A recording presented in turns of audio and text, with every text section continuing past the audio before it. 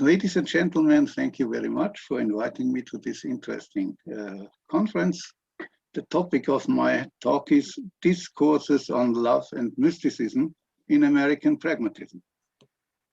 It is widely known in contemporary European philosophy that in the formative phase of American pragmatism, epistemological questions about meaning, the fixation of belief and truth were raised in new, non-traditional manners. But there's another side to American pragmatism, a side, if not unnoticed, so at least not thoroughly investigated in European philosophical discourse, pragmatism's extensive interest in philosophical questions about religion, mysticism, and love. Two papers by Charles Sanders Peirce are of great importance in this context. The first one, Evolutionary Love, contains Peirce's critique of a narrow Darwinian reading of evolution, which he contrasts to his semiotically dimensions, agapism. The second is Peirce's essay, A Neglected Argument for the Reality of God, where he develops a mysticism-affine concept of musement, which is the basis of his philosophical reconstruction of the core of science, as he calls it, divination or adduction, that makes possible a science-affine reconceptualization of religious motifs. The main corpus of classical American pragmatism contains in the writings of William James another prominent and elaborate discourse on mysticism, as well as a discourse on charity in the works of Harvard's absolute pragmatist Josiah Royce.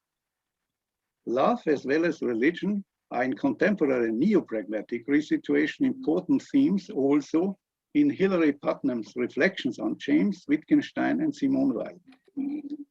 The following paper has thus 4 parts. It starts first with a brief look at Charles Sanders Peirce's agapism, the core of his theo-semiotically charged objective idealism. It shows that Peirce's conception of evolutionary love, in spite of his partial dissociation from Hegel's dialectical Begriff, has significant parallels to it.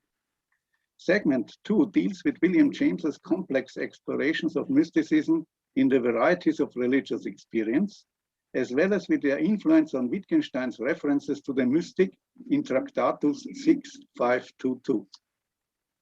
Part 3 presents core, love-related ideas of the absolute pragmatist Josiah Royce, in particular his concept of the beloved community church, and of its regulative idea, the invisible church.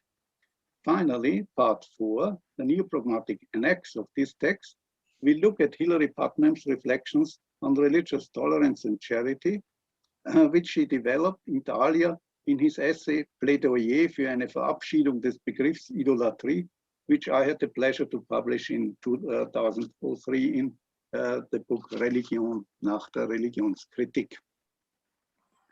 Part 1, Charles Sanders Peirce, Evolutionary Love and a Neglected Argument for the Reality of God.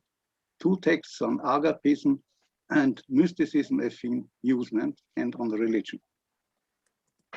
Charles Sanders Peirce, the founding father of American pragmatism, explicates his praxis-oriented take on reality semiotically, that is, via a complex analysis of sign use and sign development. His semiotics is comprehensive indeed. It is, I quote, not only linguistic theory, but also a key to interpret, for example, theology, as the pragmatism scholar Rossella Fabricesi rightly pointed out recently. This will be documented briefly in recourse to 2 Peircean texts. We will first look at Peirce's essay, Evolutionary Love. How are we to understand the growth of symbols, evolution, the differentiation of human science via learning, as well as the objective growth dynamics of the evolving cosmos? Is a Darwinian conception sufficient to explain them? No, Peirce argues in his text Evolutionary Love. We need a more complex philosophical theory if we really want to understand evolutionary growth. A theory that does not reductively overemphasize fortuitous variation like Darwin, nor stand mechanistically fixed on necessity, as Darwin's scientism-oriented critics claim. Such a third complex theory of evolution has to focus on, it has to semiotically explicate the inner dynamics of semiosis, of sign growth, the ability of science it has to creatively interpret and react to the other, to mediate the negative and the presupposed. Sign growth is thus not tied to the abstract idea of domination, but to a concept of love, to a synthesizing dialectical process, which in pre-semiotic terms is validly expressed, for instance, in St. John's Gospel. Love, recognizing germs of loveliness in the hateful, gradually warms it into life and makes it lovely, Peirce writes. This is the sort of evolution that synergism calls for. Darwin's abstract take on evolution, that natural selection leads to the survival of the fittest, has its precarious background in an economistically propped up greed philosophy, as Peirce writes. Darwinism follows the motto, every individual for himself and the devil take the hindmost. Jesus in his Sermon on the Mount, Peirce emphasizes, expressed a different opinion. Peirce thus tries to semiotically deconstruct Darwin's greed-focused concept of evolution. He writes, quote, the gospel of Christ says that progress comes from every individual merging his individuality in sympathy with his neighbors. This is the opposite to the gospel of greed, to the abstract thesis that progress takes place by virtue of every individual striving for himself with all his might and trampling his neighbor underfoot whenever he gets the chance to do so, end quote, Peirce. Peirce's Darwinism critical analysis of human learning and of cosmological evolution focuses thus on a philosophical reconstruction of the idea of loving acknowledgement, on a concept of semiotic synergism, that is, which, as he writes, quote, is able to produce the genuine agapasticism at which Hegel was aiming, end quote. Peirce's full-fledged philosophical exposition of the religious implications of this agapistic take on reality cannot, however, be found in his text on evolutionary love, but in his reflections on the God hypothesis in the second essay, which is of importance for our investigations today. In Peirce's text, a neglected argument for the reality of God. Peirce is fully aware of the fact that after Kant's critique, most of the traditional theological attempts to deduce God's existence are problematic. He thus tries to supersede the abstract question, does God exist, which in the terminology of Peirce's theory of the category belongs to secondness, that is to mere object experience, with the complex idea that God is real. The question gets thus resituated within Peirce's category thirdness, semiotic continuity, Vermittlung, the piecemeal discovery that matter has the structure of mind, which terminates in the insight that the cosmos is, quote, a vast representamen, a great symbol of God's purpose, end quote. Peirce did write his text a neglected argument at a time when the scientific distancing of religion had already become widespread.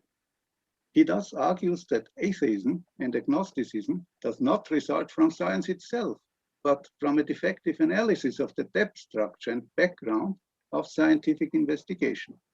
The average scientist, Peirce argues, I quote, has become an ignorant who, once he leaves his special field of research, intellectually hardly stands higher than an average photographer.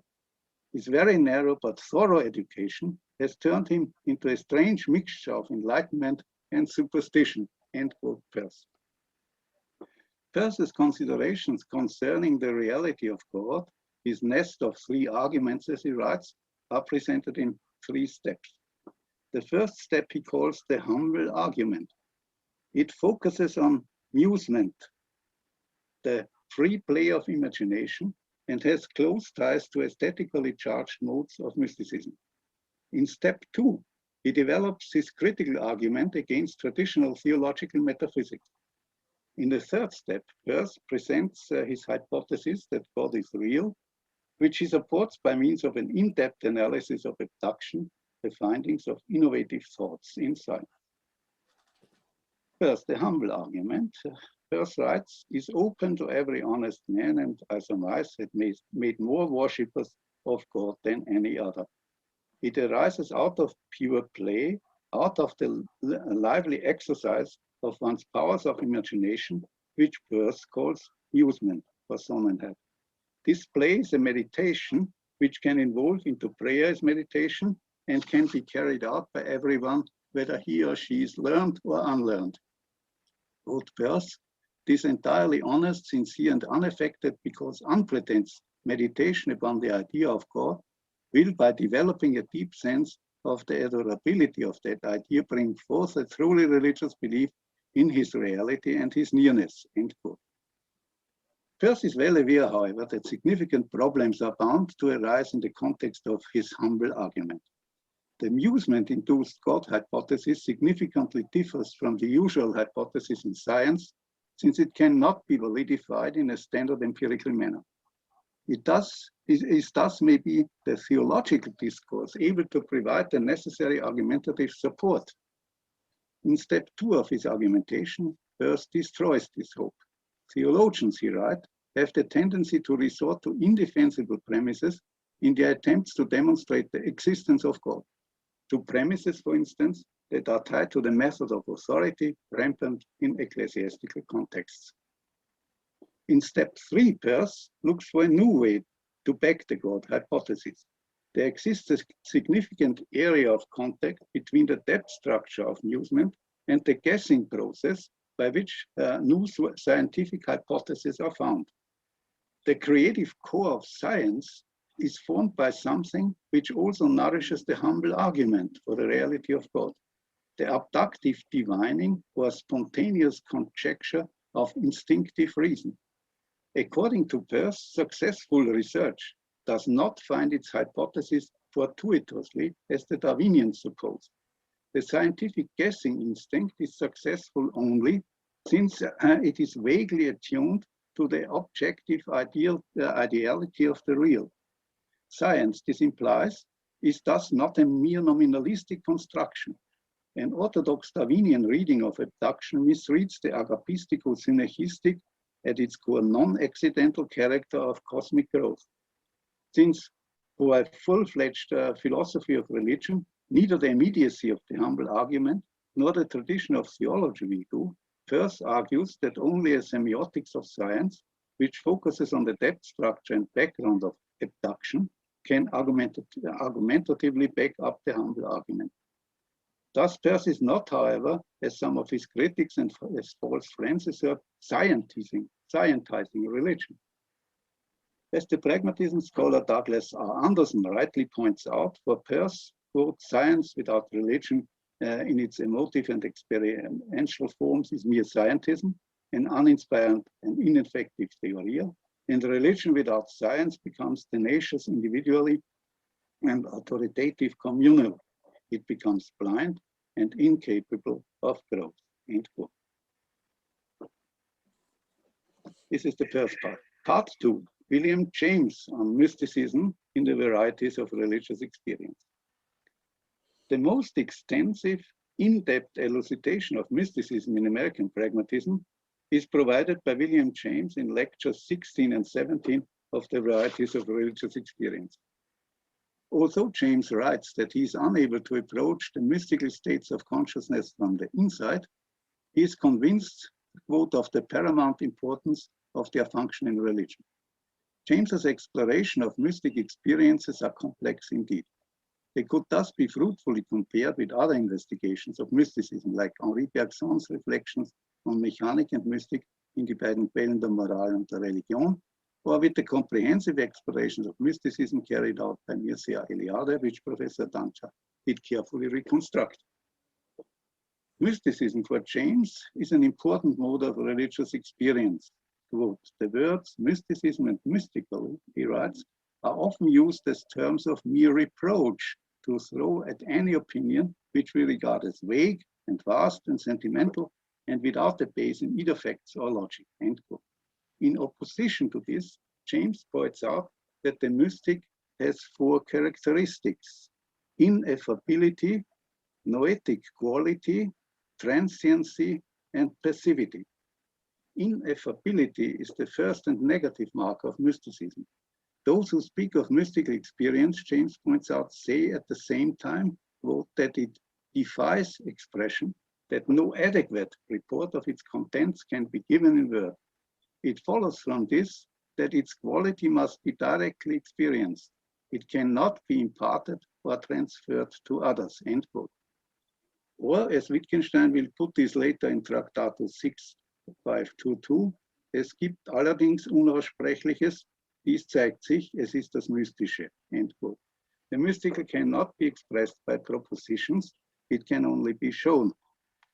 James elucidates mystical ineffability by comparing it to the experience of love.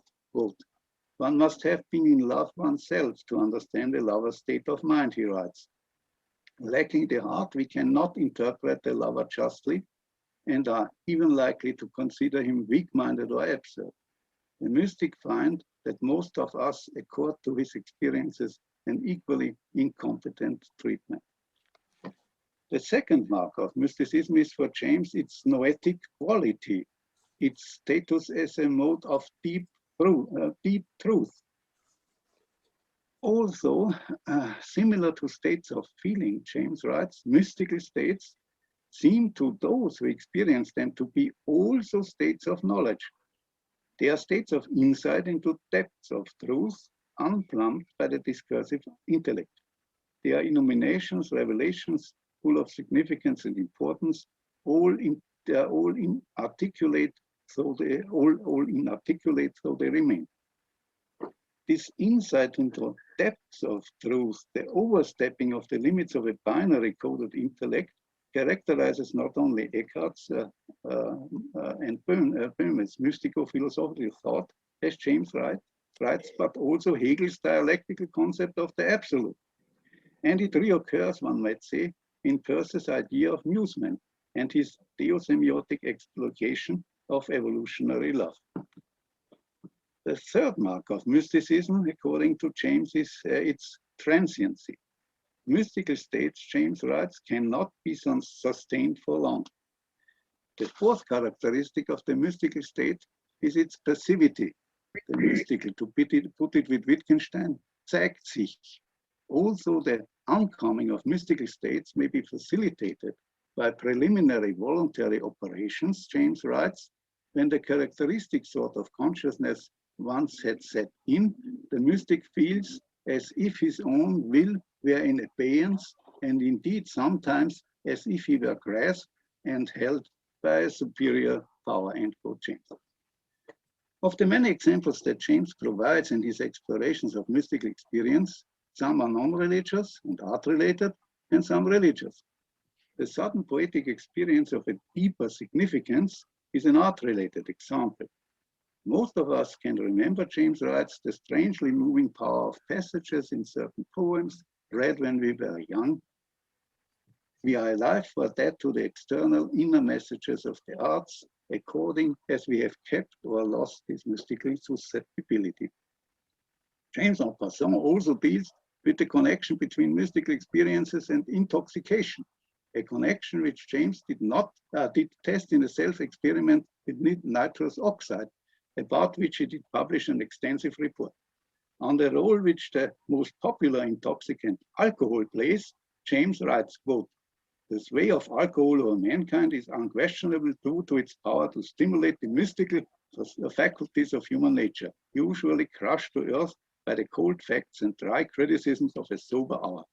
Drunkenness is in fact the great exciter of the yes function in man. Thus, not through mere perversity do men run after alcohol, James concludes. Alcoholic intoxication is a substitute in a curious manner for art-related modes of mystical experience. Quote James, to the poor and the unlettered, James writes, it stands in the place of symphony concerts and literature, end quote.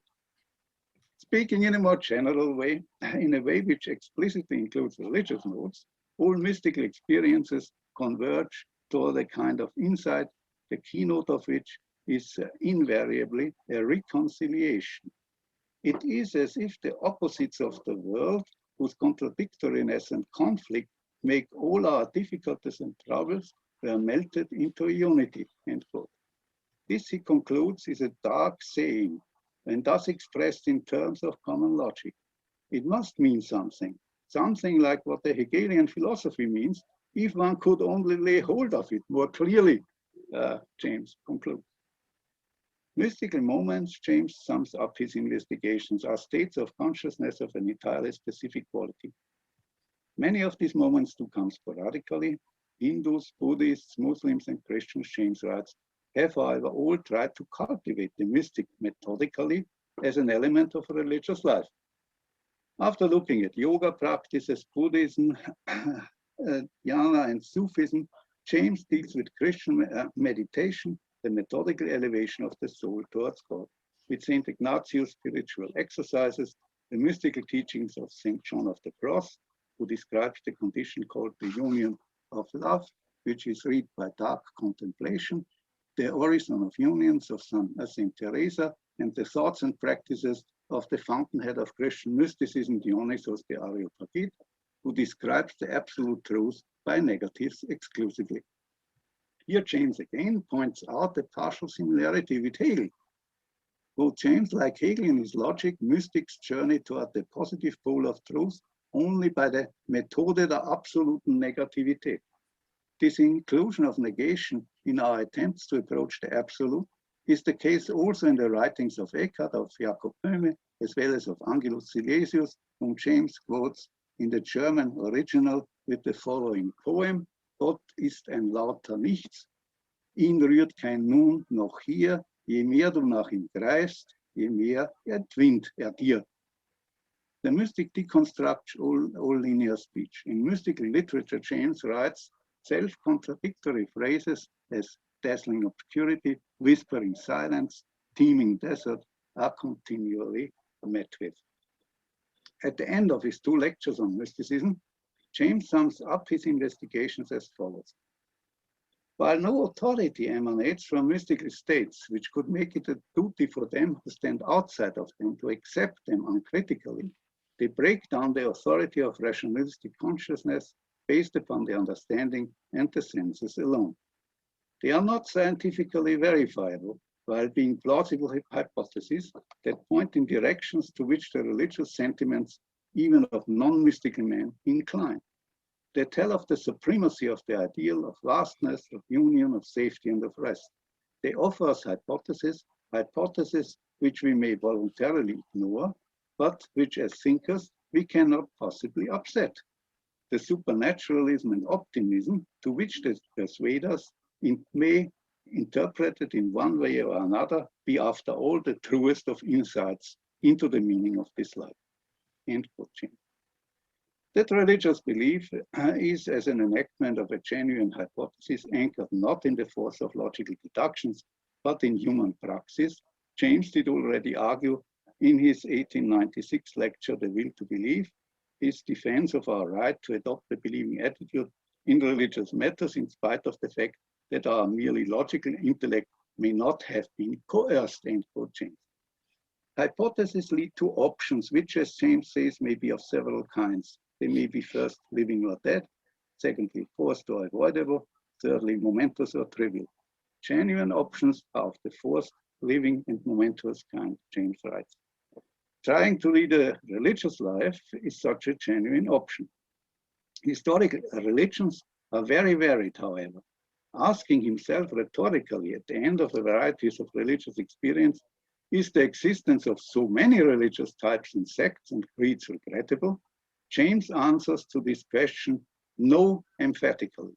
The divine, James argues, can mean no single quality. It must mean a group of qualities.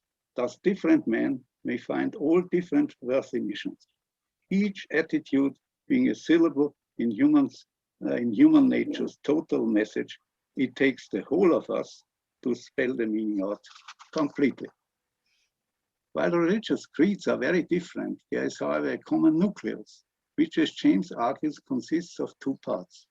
First, an uneasiness and a sense that there's something wrong about us as we naturally stand. And secondly, salvation, which tends to take a mystical tinge, the belief that we are saved from the wrongness by making proper connections with the higher powers. This part 2 presupposes a divided self and its internal struggle, the change of personal center and the surrender of the lower self. James describes the nucleus that can be found in all religions also as follows. The individual becomes conscious that this higher part of himself is continuous with a more of the same quality, which is operative in the universe outside of him, and which he can keep in working touch with, and in a fashion get into port and save himself when all his lower being has gone to pieces in the wreck. The full argumentative explanation of this transcending faces, however, as James states, severe difficulties. James gives only a psychological description. Whatever the more with which a religious experience we feel ourselves connected is on its farther side, James writes, it is on its hither side, the subconscious continuation of our conscious life. When we ask how far our transmarginal consciousness carries us if we follow it on its remoter side, no scientific answers are possible. Here James writes the overbeliefs, that is, the historical concretizations of the religious nucleus begin. These various overbeliefs, which include theistic as well as non-theistic ideas of the divine, are, as James vigorously insists, absolutely indispensable, and we should treat them with tenderness and tolerance so long as they are not intolerant themselves. Overbeliefs include monistic interpretations of religion that comprise various modes of mysticism, contemporary forms of idealism, which culminate in philosophical approximations to the absolute, as well as pragmatic use of religion, the religious position it is that James affirms as his own. This view assumes in various historically charged ways that the world interpreted religiously is not the materialistic world over again, but the locus of a piecemeal supernaturalism. In his postscript to the varieties of religious experience, James writes, quote, notwithstanding my inability to accept either popular Christianity or scholastic theism, I suppose that my belief that in communion with the ideal new force comes into the world subjects me to being classed among the supernaturalists of the piecemeal type, end quote. James is quite aware that his philosophical exploration attempts of mysticism and religion are open to many justified criticisms. At the end of Varieties, he thus expresses the hope that, quote, in a later work, I may be enabled to state my position more amply and consequently more clearly. In one regard, he is convinced, however, that his elucidations are correct. I think he writes on the last page of his book that a final philosophy of religion will have to consider the pluralistic hypothesis more seriously than it has hitherto been willing to consider it, end quote, James. Part 3, Josiah Royce, on the beloved community, charity, and the invisible church.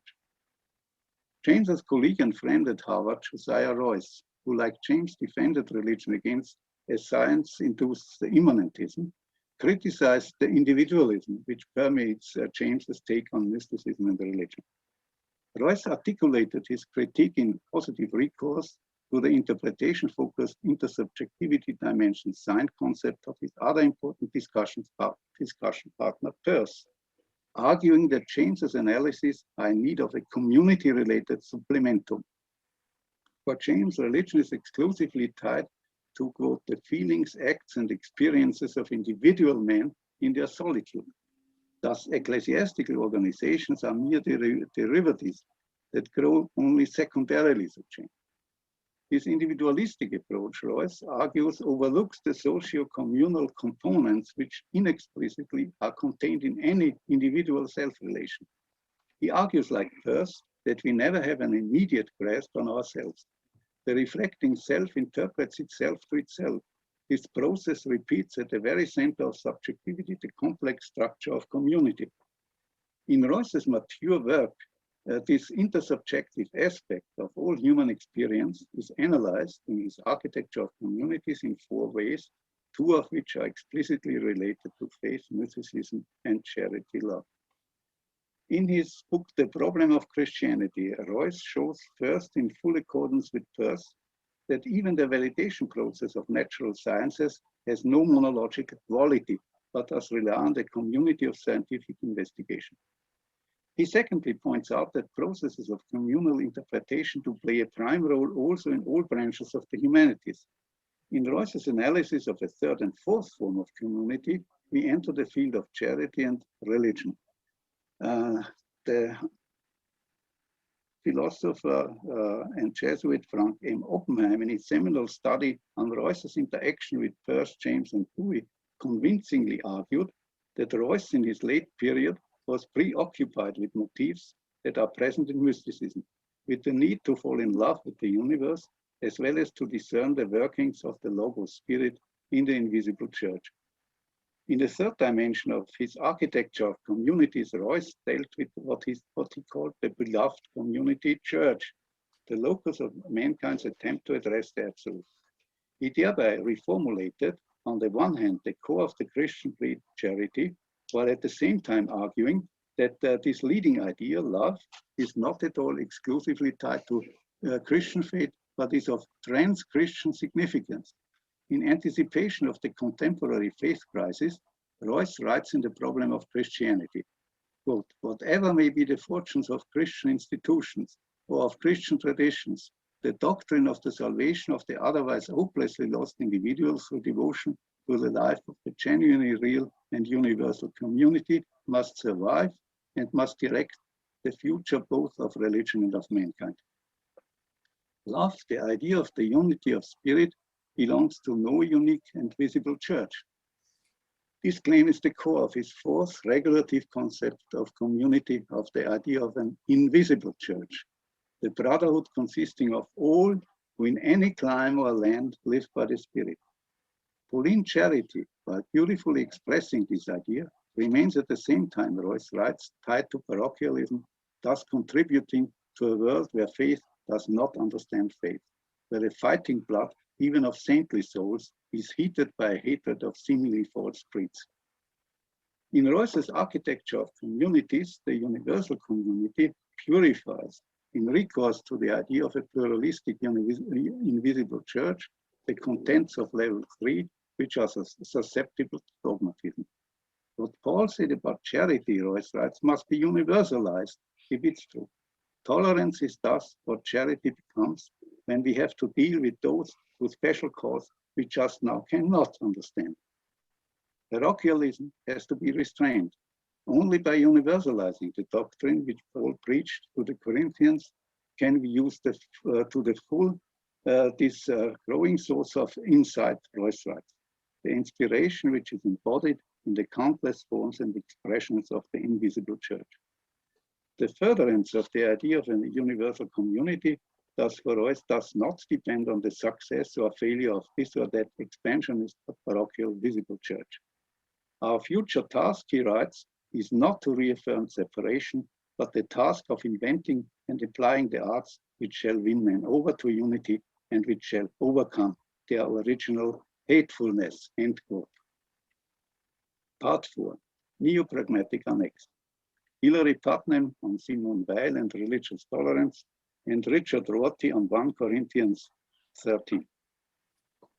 The elaborate reflections on religious pluralism, charity, and tolerance that form in classical American pragmatism the core of James's as well as Royce's take on religion were revitalized in recent neo-pragmatic discourse significantly by Hilary Putnam. In his mature work, the Harvard philosopher carefully deals with Wittgenstein's thoughts on religious belief, as well as with William James' essay, The Will to Believe, and he focuses in addition in his book from 2008, Jewish Philosophy as a Guide to Life, on the difficult, spiritually difficult ideas of Rosenzweig, Huber, and Levinas. Along the line of Wittgenstein, Putnam defends all religious readings of the world that are able to organize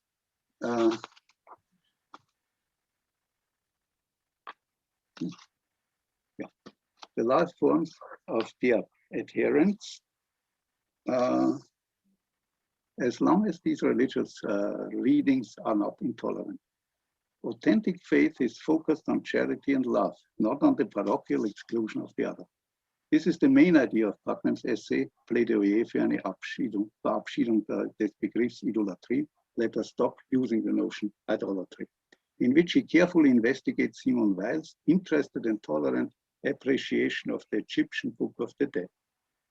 Putnam does, however, not at all opt for an abstract relativism which claims that all religions are equally good, He rather argues, similar to James, that every complex religion in its best parts does contain forms of religious sensibility that are less developed in other religions.